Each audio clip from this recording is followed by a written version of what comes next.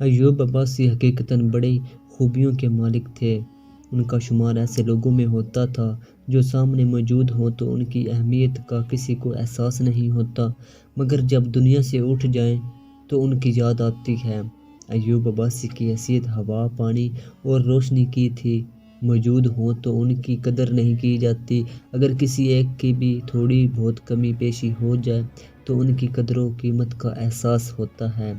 یہی حال ایوب عباسی کا تھا۔ وہ عام انسانوں جیسے انسان تھے، ان کی شخصیت میں بظاہر کوئی دلکشی نہ تھی۔ ایوب عباسی کا رنگ سیاہ، چہرہ چچک زدہ، قد چھوٹا اور بدن کمزور تھا۔ غریب شخص تھے مگر اخلاقی طور پر نہایت بلند تھے۔ انہی اخلاقی قدروں کی بنا پر وہ غیر معمولی انسان تھے۔ میرے اور ایوب عباسی کے تعلقات ایک عرصہ تک قائم رہے۔ ہمارے آپس کے تعلقات گھریلو سطح پر بھی تھے۔ وہ میرے بچوں پر جان چھڑکتے تھے۔ وہ ہر دکھ سکھ میں اپنی موجودگی کا احساس دلاتے تھے۔ ان کے گھر میں قریبی عزیزوں کے بہت سے لڑکے پڑھنے کی غرض سے قیام پذیر تھے۔ وہ ان کی ضرورتوں کا بھرپور خیال رکھتے تھے، دفتر کے کام اور دوستوں کے مطالبات خوش دلی سے پورے کرتے تھے۔ ان کی مصروفیات کو دیکھ کر حیرت ہوتی تھی کہ یہ شخص زندہ کیسے ہے۔ اگر کوئی شخص بیمار ہو جاتا تو اس کی تیمہ داری میں کوئی کسر نہ چھوڑتے تھے۔ ان کی خدمت کر کے خوشی محسوس کرتے، ان کی تلخ باتوں کو برداشت کرتے تھے۔ وہ سب سے محبت کرتے اور اس کے بدلے میں کسی قسم کے صلح کی پرواہ نہیں کرتے تھے۔ یونیورسٹی میں پروویسٹ کے دفتر میں اہم عہدے پر فائز تھے، اس لیے ان کا ملنا جلنا ہر طرح کے افراد سے ہوتا تھا۔ ملازمین اور طلباء کے ساتھ ان کے تعلقات یکساں تھے۔ اگر طلباء سڑائیک کرتے تو ایوب صاحب کی ذات صلح بہمر کا کام کرتی تھی۔ وہ یونیورسٹی کے لڑائی جھگڑوں سے خود بھی دور رہتے اور دوستوں کو بھی دور رکھتے تھے۔ وہ کسی سے شکوہ شکایت نہیں کرتے تھے، مگر مجھ سے کبھی کبھی اپنے خاندانی معاملات پر بات چیت کر کے اپنے دل کا بوجھ ہلکا کر لیا کرتے تھے۔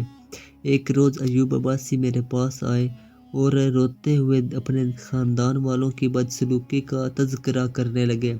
میں نے ان کی باتیں توجہ سے سنی اور آخر میں ان کا حوصلہ بھی بڑھایا۔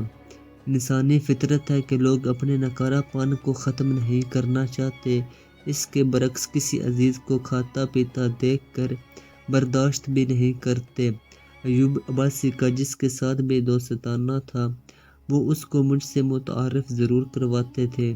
وہ اپنی خوشیوں میں مجھ کو بھی شامل کرنا اپنے لیے باعث اعزاز سمجھتے تھے۔ ایک دفعہ ایوب عباسی مجھ سے کہنے لگے کہ آپ پتلون پہنا کریں۔